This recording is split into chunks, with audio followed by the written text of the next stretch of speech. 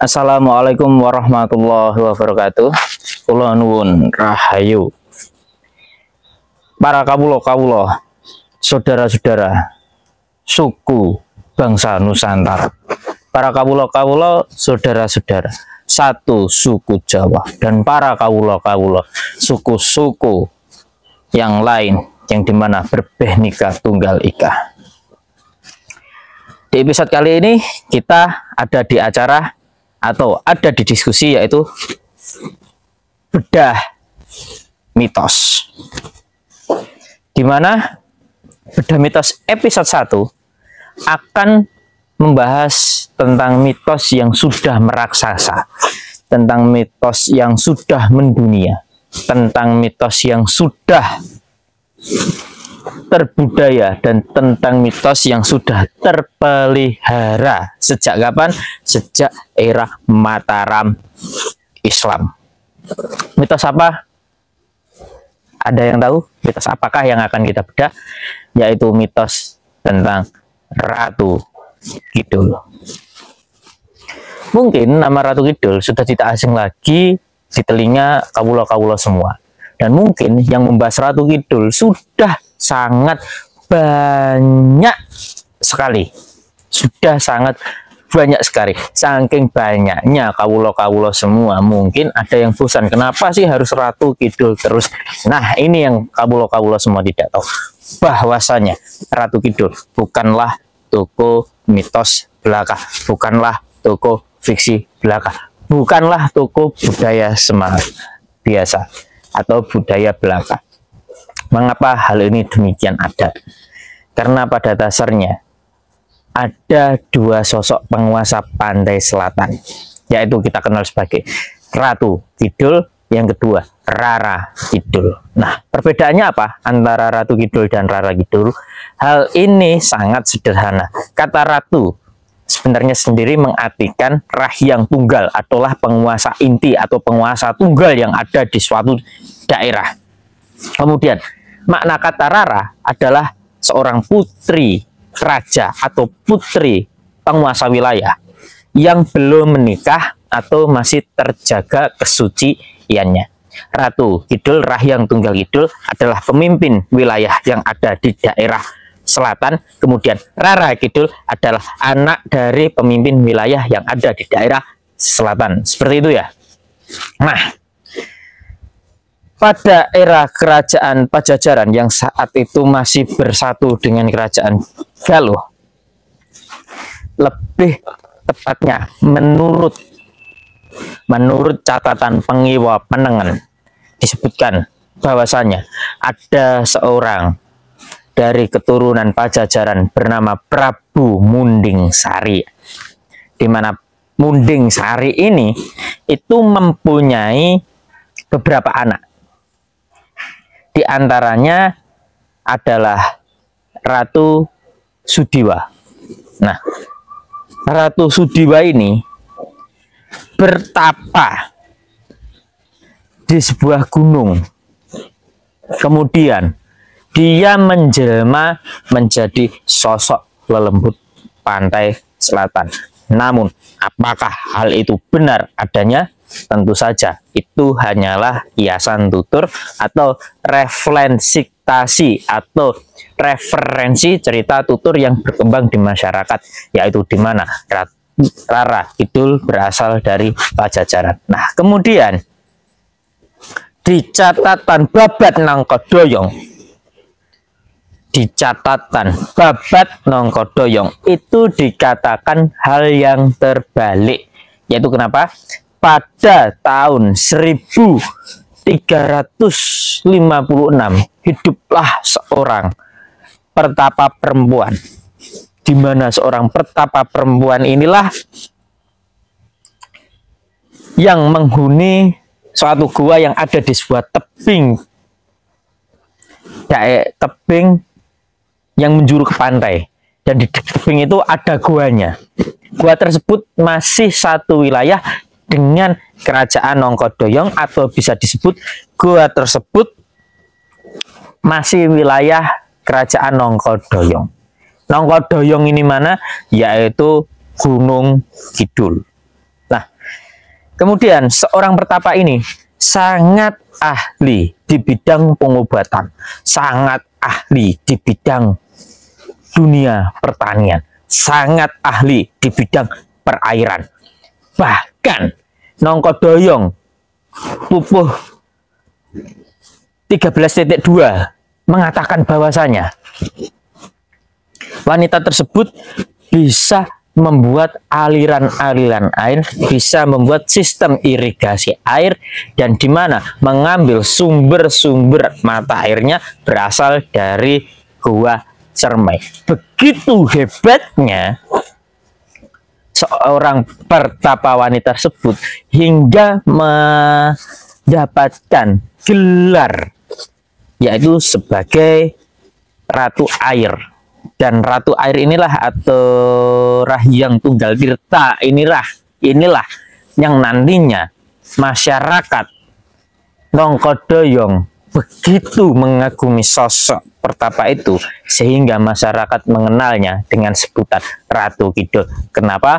Karena tempat dia membabas alat, tempat dia membangun permukiman, tempat dia membangun sebuah peradaban ada di wilayah Kidul atau selatan. Dari sinilah yang pada saat itu Nongkodonyong atau Nongkodoyong masih berada di kuasa Kekaisaran Majapahit, ya, masih berada di Kekaisaran Majapahit, mendapatkan beberapa hak istimewa, yaitu diantaranya salah satunya adalah hak predikat, di mana daerah yang mendapatkan hak predikat inilah yang nantinya akan dibebas pajakkan. Nah, kemudian pada saat itu Majapahit dipimpin oleh seorang raja muda yang sangat bijaksana, raja muda yang sangat intelek, ya, raja muda yang sangat piawe untuk membangun sebuah negara dan membangun sebuah peradaban. Dan raja muda itu bernama Hayam Wuruk, memberikan wilayah Nongkodoyong ke Panembahan Tirta atau Rahyang Tunggal Tirta. Nah, masyarakat menyebutnya, menggelarinya, kemudian Hayam Wuruk juga menggelarinya sebagai Ratu Kidul. Disinilah cerita kebanggaan Ratu Kidul itu berkembang dengan sangat pesat. Digambarkan seorang sosok perempuan yang sangat bijaksana, memang betul sangat bijaksana, sangat cantik, memang betul sangat cantik. Dan tidak hanya bijaksana dan cantik, Ratu Kidul seseorang yang pandai mengelola negara, pandai membuat sistem-sistem negara, pertaniannya makmur, ekonominya tinggi, pendapatan per kapitanya sangat tinggi, bahkan masyarakatnya tidak ada yang nganggur, masyarakatnya tidak ada yang miskin. Dari pertanian itulah membuat Nongkodoyong atau Gunung Kidul di masa lalu dikenal sebuah kerajaan Gemah Ripah Loh Jinawi, dikenal sebagai lumbung pangan Wilwaktikta. Ya, lumbung pangan Wilwaktikta. Itulah sebutan Gunung Kidul di masa lalu. Sehingga pada tahun 1600-an sudah memasuki era kerajaan Islam.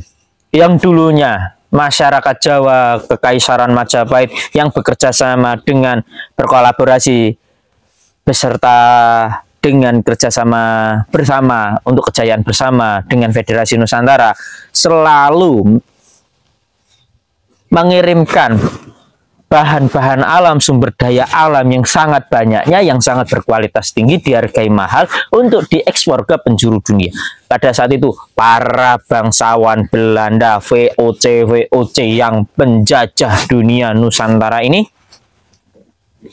membuat suatu mitos, yang dimana mitos ini dikerjasamakan dengan oknum-oknum bangsawan dari keraton yang tidak bertanggung jawab, atau bisa disebut bangsawan dari keraton yang korup, yang sangat korup, yang dimana hanya untuk uang mereka rela menjual harga diri, martabat, teknologi, kejayaan bangsanya sendiri ke VOC, di mana bangsawan-bangsawan dan orang-orang VOC ini, lebih tepatnya bangsawan keraton dan orang-orang VOC ini, bangsawan keratonnya oknum yang nggak bertanggung jawab ya. Nah, bekerja sama untuk membuat suatu cerita yang untuk ditakuti masyarakat, supaya masyarakat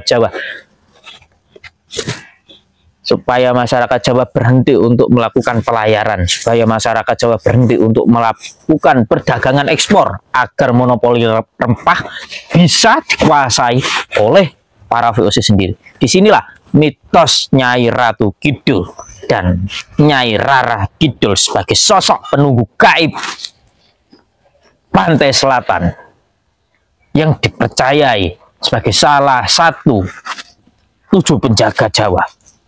Sangat tidak senang bahwasannya jika ada orang Jawa mengarungi Samudra Selatan. Padahal di balik luasnya Samudra Selatan, di situ terdapat pasar-pasar internasional yang megah. Di zaman dulu,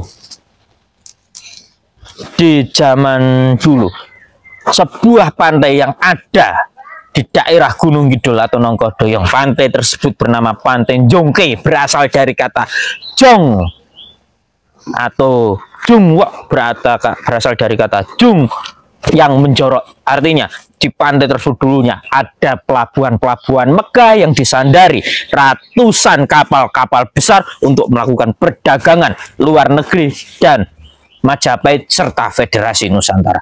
Jungwok sendiri merupakan saksi di mana kekayaan pantai selatan di masa lalu itu baru di Gunung Kidul, belum nanti ke arah pantai selatan yang ada di Pelabuhan Ratu dan lain sebagainya. Kenapa dinamakan Pelabuhan Ratu? Karena disitulah tempat para ratu-ratu dan bangsawan yang ada di seluruh penjuru negara melakukan pertemuan dengan ratu-ratu dan bangsawan yang ada di Pulau Jawa dan Nusantara. Disinilah kita sebagai masyarakat Jawa harus bangga, kita sebagai masyarakat Nusantara harus bangga, lebih tepatnya bangga dengan mitos-mitos yang dikemas rapi sehingga membuat ketakutan untuk menyembunyikan bahwasanya negara kita itu adalah negara yang kaya, penuh dengan sumber daya alam melimpah dan harganya sangat istimewa di kalangan mancanegara.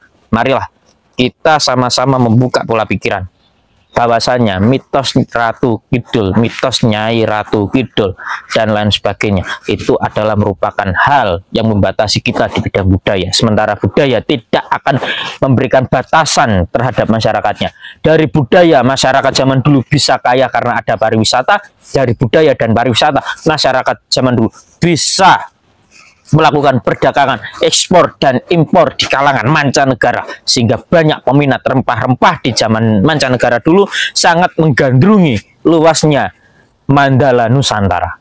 Nah, kemudian ada lagi mitos bahwasanya Panembahan Senopati menikah dengan Ratu Kidul. Itu juga menurut cerita tutur. Pada dasarnya di dalam semua naskah, di dalam semua babat, hanya babat Tanah Jawi lah yang menjelaskan hal seperti itu. Kenapa babat Tanah Jawi menjelaskan hal seperti itu? Hal itu dikarenakan bahwasannya ketika Panembahan Senopati menikah dengan Ratu Ayu Juminah, dan Ratu Ayu Juminah ini merupakan sosok terah dari Ki Ageng Gireng yang berasal dari wilayah atau anak dari keturunan penguasa wilayah selatan inilah, bahwasannya Rara Kidul merupakan Ratu Ayu Juminah ini menikah dengan Panembahan Senopati. Disinilah masyarakat Jawa mengagumkan dengan tutur sastranya yang indah, mengalahkan karya sastra dari India. Bahwasanya Panembahan Senopati sudah menjadi anak mantu dari Kekaisaran Selatan yang dipimpin oleh pada masa itu Ki Ageng Gireng Wonokusumo. Nah, seperti itu ya teman-teman. Ketika kita membedah suatu mitos, ketika kita mempelajari mitos, mari buka pola pikir kita, buka pola pandang kita, buka luasnya samudra. Karena mitos tercipta untuk menutupi sesuatu kekayaan, sesuatu kemartabatan, sesuatu kejayaan, agar para generasi muda tidak bisa mempelajari keagungan teknologi, kepandian intelektual, dan kekayaan serta kejayaan leluhur bangsa Nusantara. Sekian dari saya. Terima kasih. Assalamualaikum warahmatullahi wabarakatuh. Matur nuwun.